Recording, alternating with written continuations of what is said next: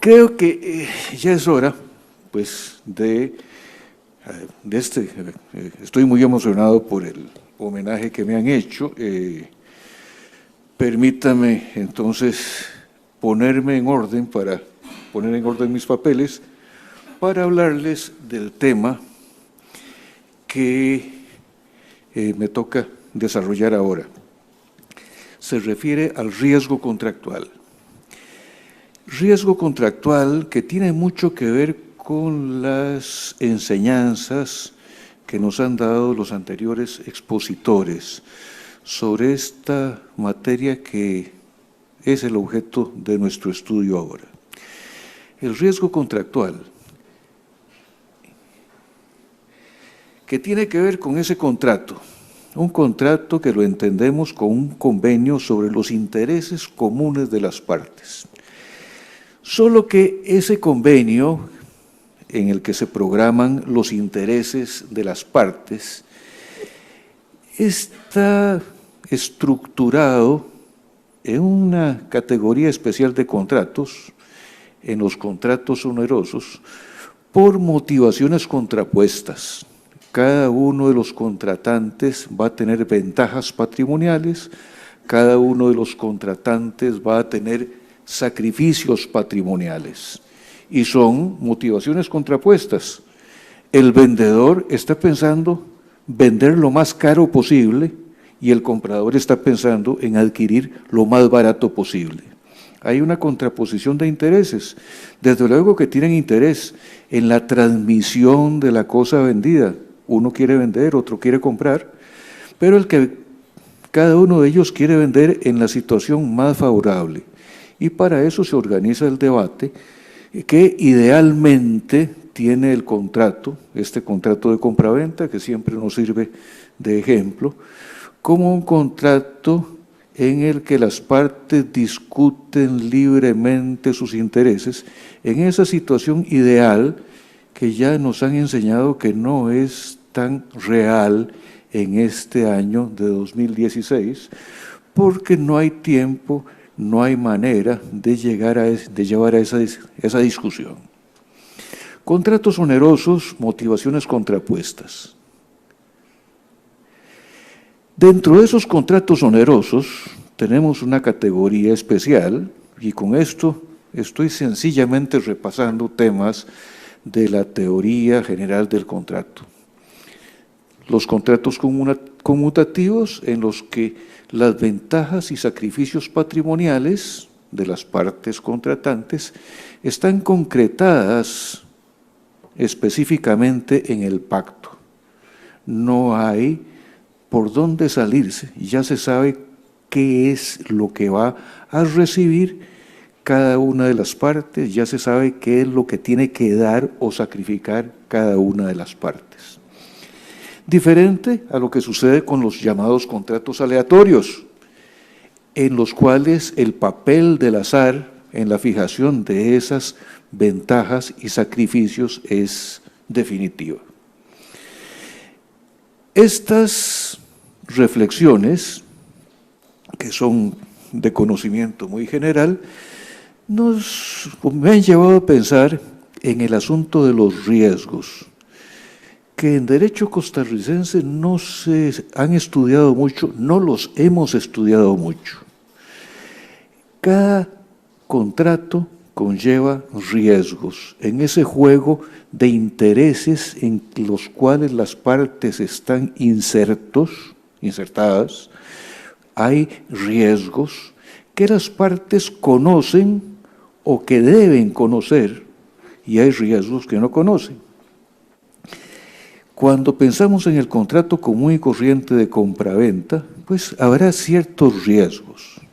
Hay riesgos que creo que podrían clasificarse como ordinarios, en el caso de la compraventa, el riesgo que conocemos del perecimiento y de deterioro de la cosa vendida.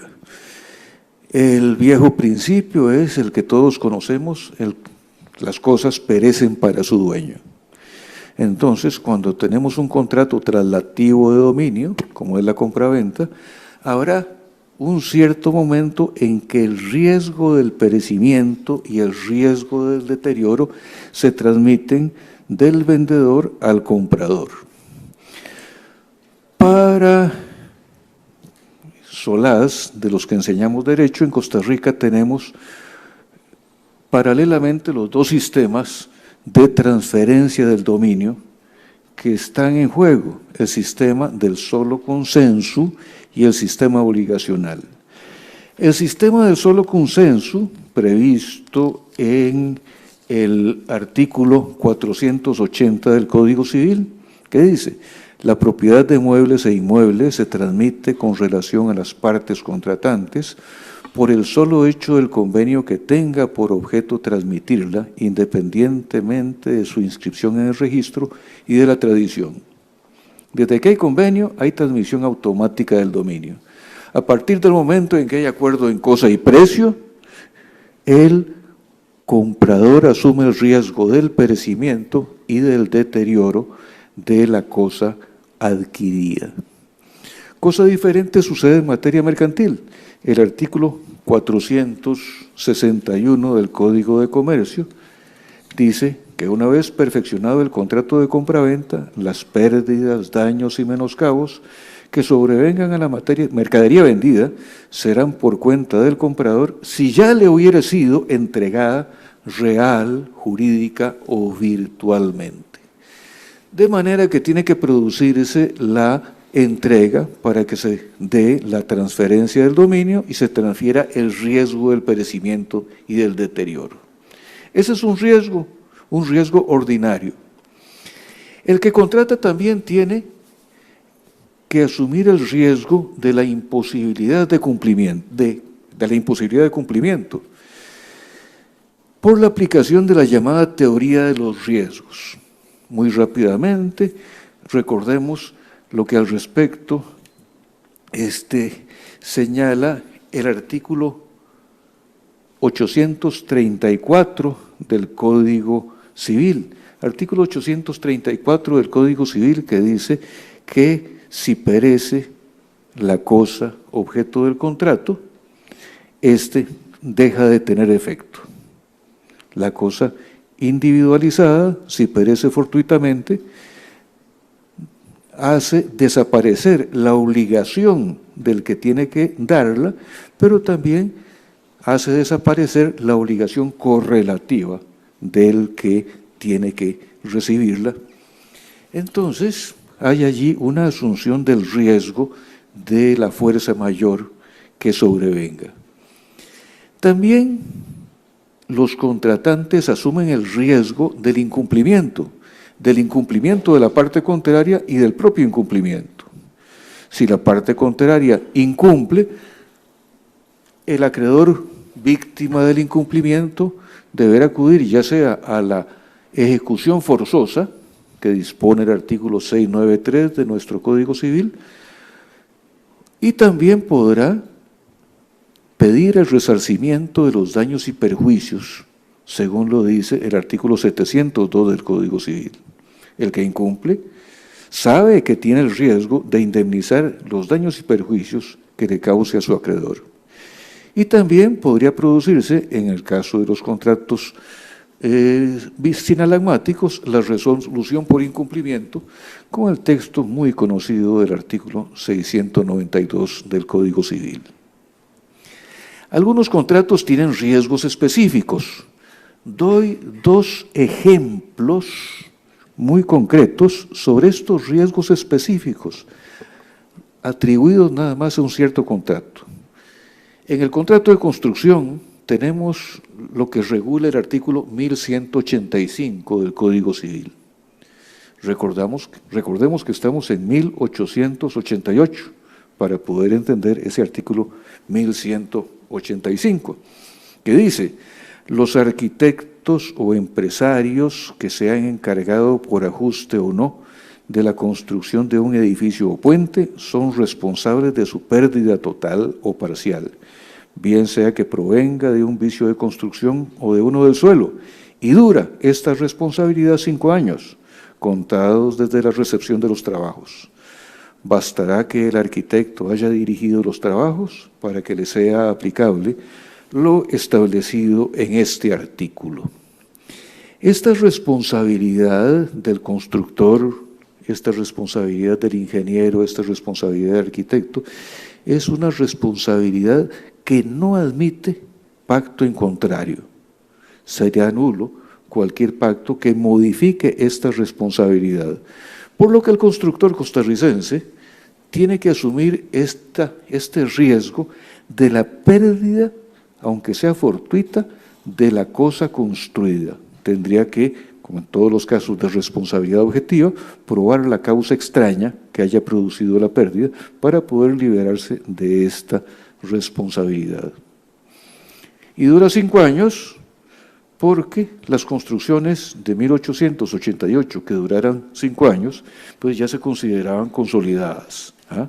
Si no se caía en 5 años, pues la casa y el edificio de una altura máxima de 2 pisos, pues iba a resistir todo el tiempo, todos los terremotos que hubieran provocado nuestros volcanes. El contrato de transporte que regula el Código de Comercio aparece también con un riesgo específico para el transportista. Dice el artículo 346, Código de Comercio, serán nulos y de ningún valor ni efecto los documentos y piezas en que la empresa decline o restrinja su obligación de resarcir daños, aun cuando sean aprobados por el interesado, salvo 4 excepciones que no vale la pena comentar. Lo que significa que el transportista, porteador, como lo llama el Código de Comercio, tiene una responsabilidad inderogable referida a que las cosas transportadas lleguen sin avería a su destino. No puede regular esa responsabilidad, salvo el caso del transporte de animales vivos, cuando se refiere a mercaderías que por su propia naturaleza sufren deterioro o menoscabo, o cuando a solicitudes remitentes los efectos viajen en carros, naves o vehículos descubiertos, cuando los usos y la lógica aconseja que deban viajar en vehículos cubiertos o entoldados, y cuando viajen los efectos bajo la vigilancia de los propios empleados del remitente.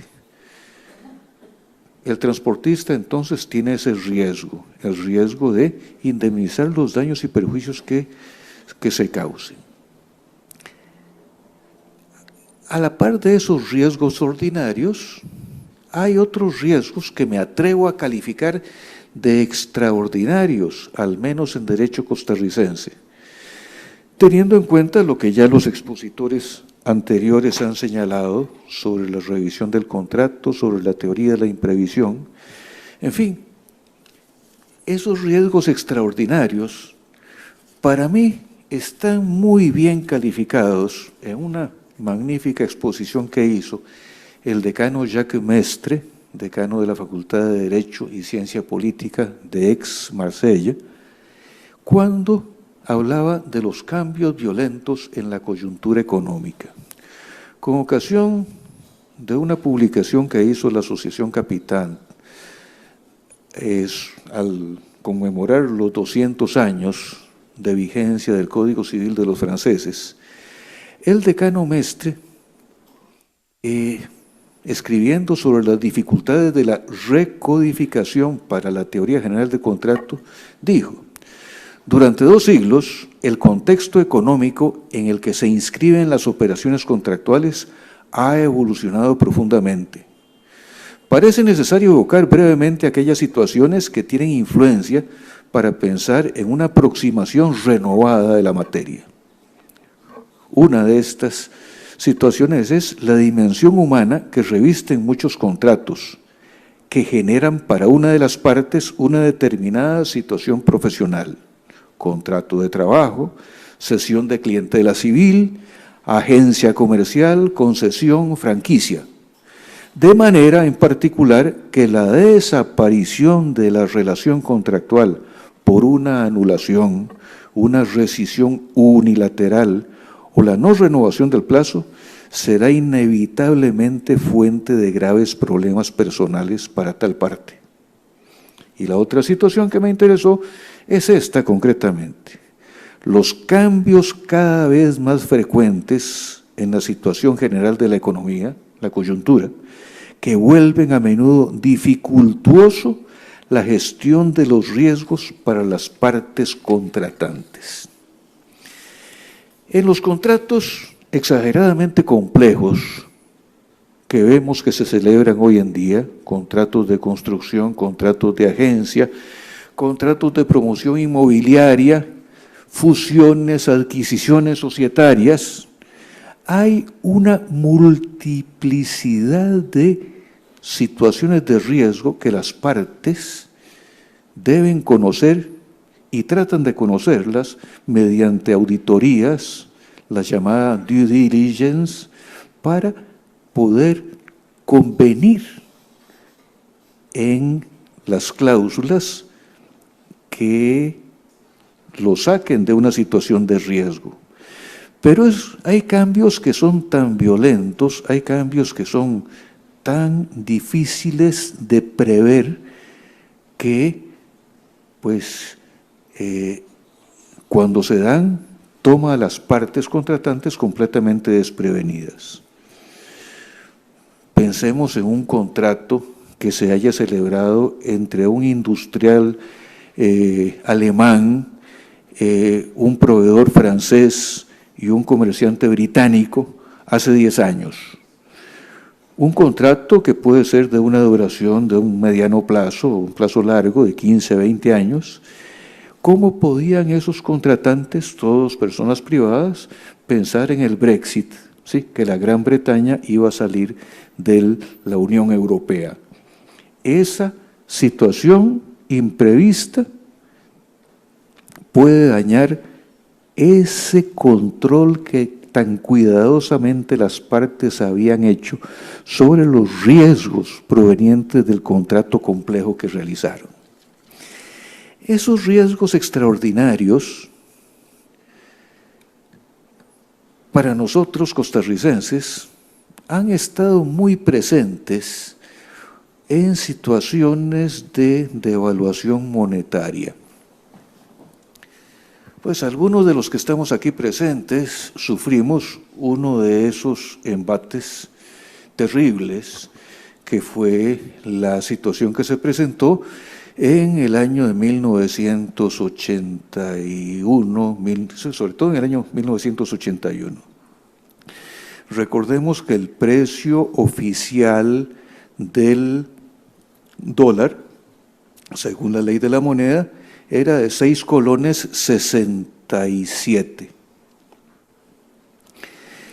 Bueno, todavía ese valor era un poquito anterior. Para ese momento era de 8 colones 60.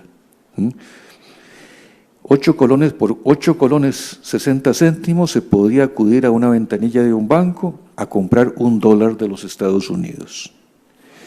Violentamente se presentó una crisis monetaria en Costa Rica y los que teníamos que salir a comprar dólares, que el banco no los vendía, teníamos que adquirirlos según la oferta y la demanda que existiera, no en el día, sino durante los 10 minutos que conversábamos con el corredor de dinero con el que tuviéramos la suerte de encontrarnos.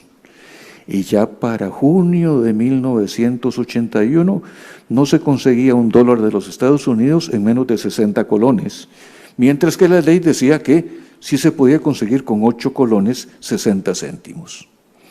Bueno, piensen ustedes el debacle que existió. El debacle que existió en ese momento. Se devaluaron las prestaciones, algunas se valoraron más bien. Esa cuestión de la devaluación monetaria, ya vuelvo con la diapositiva anterior, tiene que ver con la idea de la deuda dineraria y la devaluación monetaria. En Costa Rica, además de la ley de la moneda, que ha sido muy modificada, tenemos un artículo 706 del Código Civil que regula esas obligaciones dinerarias. Dice el artículo 706 del Código Civil: si la obligación es de pagar una suma de dinero, los daños y perjuicios consisten siempre y únicamente en el pago de intereses sobre la suma debida, contados desde el vencimiento del plazo. Es decir, que los intereses moratorios son el límite de la indemnización de los daños y perjuicios que el deudor de obligación dineraria tiene que pagar a su acreedor. Regla que la teníamos desde 1888 y antes aún en el Código General de Carrillo de 1841 ya se tenía una regla similar. Repito, el artículo 706 dice que si la obligación es de pagar una suma de dinero, los daños y perjuicios consisten siempre y únicamente en el pago de intereses sobre la suma debida, contados desde el vencimiento del plazo. Alguna vez, vigente esa crisis económica, se presentó un caso en que un acreedor cobraba a su deudor judicialmente la obligación dineraria. Obligación dineraria, pues, que había sufrido mucho en su monto por la crisis. El actor presentó una demanda en la que le pedía al juez que condenara al deudor a pagar el principal, a pagar los intereses moratorios del 706 y además a pagar un monto muy significativo correspondiente a la devaluación monetaria, a lo que se había devaluado la moneda durante los 6 u 8 años en los cuales el deudor no había pagado esa suma. La demanda se declaró con lugar, se desechó sin embargo esa última parte, la referente al pago de la pérdida por devaluación monetaria, pero no con el fundamento del artículo 706, sino con otro razonamiento, y es este que les copio en la diapositiva. La Sala Primera de la Corte dijo: los daños y perjuicios deben demostrarse y no pueden ser concedidos por meras situaciones hipotéticas, las cuales, aun siendo probables, no cuentan con la demostración de los hechos que las puedan fundar. Fue por un asunto de técnica procesal que el actor no había hecho la prueba específica de la devaluación, sino que la había referido como posible que se hubiera dado. Había salido en los periódicos, pero no estaba en el expediente. Y de eso se valió la Sala Primera de la Corte para desechar esa partida. No porque fuera contraria al artículo 706, sino porque no hubo prueba. Entonces nos quedamos pensando, si el actor hubiera probado esa partida, si se hubiera concedido por parte de los tribunales.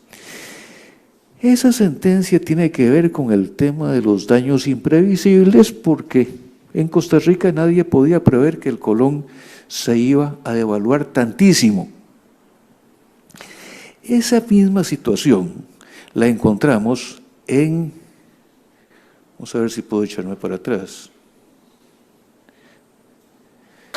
nos encontramos en situaciones de derecho público y en situaciones de derecho privado.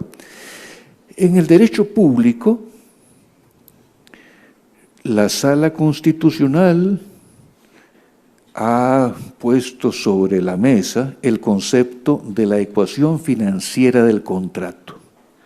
Para efectos de los contratos administrativos, la Sala Constitucional de la Corte Suprema de Justicia ha elaborado este concepto de la ecuación financiera del contrato con fundamento en una decisión del Consejo de Estado francés, la decisión conocida como la de la Compañía Francesa de Tranvías del 11 de marzo de 1910, con el criterio expresado por Léon Blum, el famoso político socialista francés, que en ese momento era comisario del gobierno.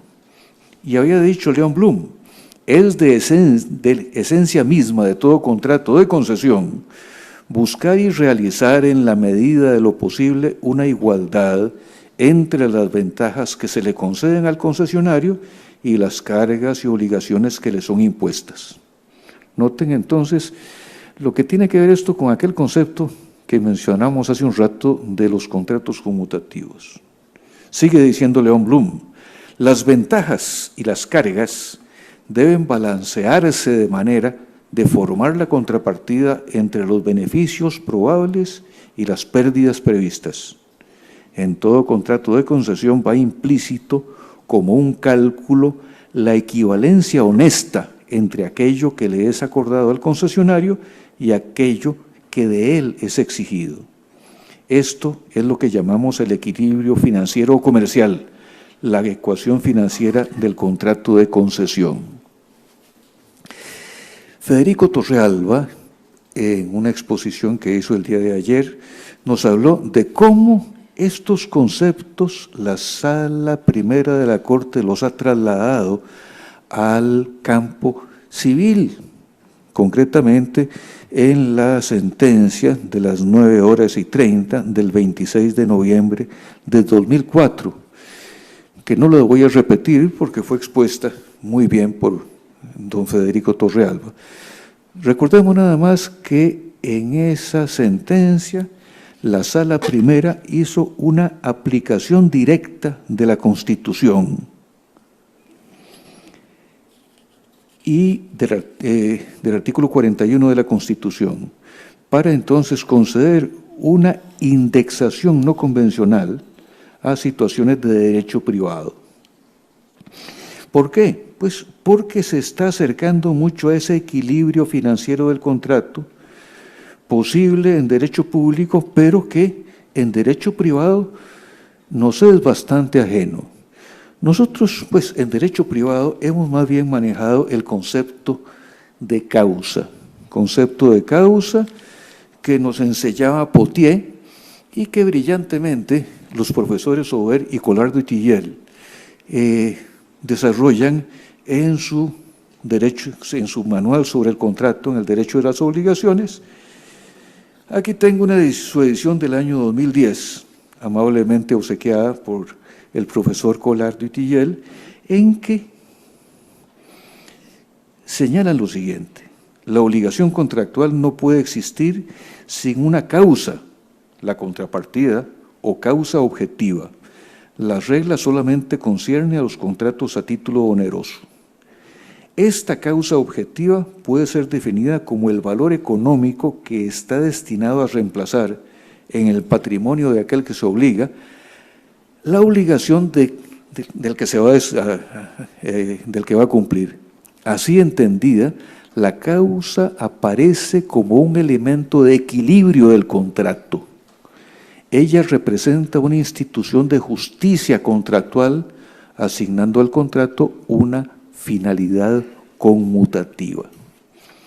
Se desarrolla después, en esta obra, pues, las diferentes excepciones a este principio. Pero notemos que se trata de un principio que lleva a la justicia contractual. Y volvemos a la discusión que han planteado los expositores de este Congreso. Esa justicia contractual la deciden las partes en su contrato, o puede el juez inmiscuirse en esa justicia contractual determinando cuál es la justicia al momento de exigirse las prestaciones.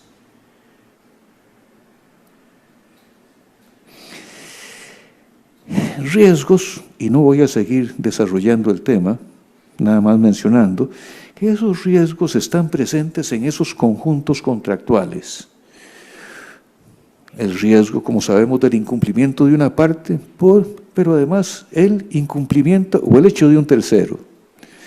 Pensemos en un contrato de estos complejos, un contrato de promoción inmobiliaria combinado con un contrato de construcción, en que se encarga el movimiento de tierras a un subcontratista, la colocación de puertas y ventanas a otro subcontratista, la parte de eléctrico a otro subcontratista, siendo el único responsable el constructor, como vimos, con una responsabilidad objetiva, y los diferentes subcontratistas incumplen, pero incumplen porque sus proveedores les incumplieron a su vez.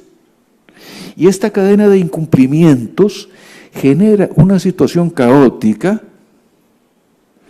que lleva muchas veces a la quiebra de las empresas, como hemos visto. Ese riesgo no puede preverse en una debida diligencia, en una auditoría, porque son actuaciones humanas las que al final de cuentas van a estar en consideración. Tenemos al final de cuentas, tenemos más bien al final del recorrido, una disposición sobre la que creo que es importante reflexionar. La aceptación del riesgo. ¿Cabe la aceptación del riesgo? Pues el artículo 703 del Código Civil va más allá. Dice el 703, el deudor no está obligado al caso fortuito, sino cuando ha contribuido a él o ha aceptado expresamente esa responsabilidad. Así que se puede aceptar previamente la responsabilidad por caso fortuito. Caso fortuito, equiparémoslo también a la fuerza mayor. Esa aceptación del riesgo será siempre posible. Ya vimos que hay disposiciones legales que la impiden, la del contrato de construcción, la del contrato de transporte, pero en general en un contrato de libre discusión podrá una parte cargar el riesgo a la otra, o en un contrato de adhesión podrán los riesgos trasladarse al adherente sin que constituya eso una verdadera cláusula abusiva y por lo tanto nula. Dejemos esa pregunta para que lo contesten los que siguen. Muchas gracias.